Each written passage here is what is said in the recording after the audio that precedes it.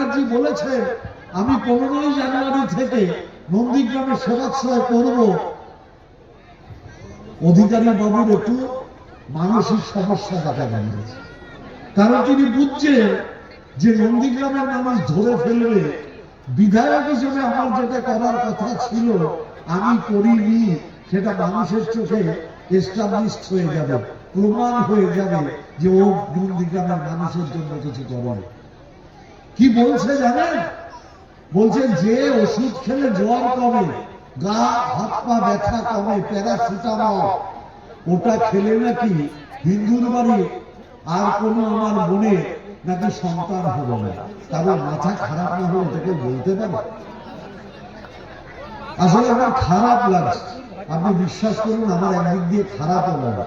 কারণ একটা সময় তো একসাথে দল করতাম, আমার সাথে থাকা একটা লোক যাকে আমি চিনতাম, তার যদি হঠাৎ সে পাগল হয়ে যায় আমার খারাপ লাগবে না?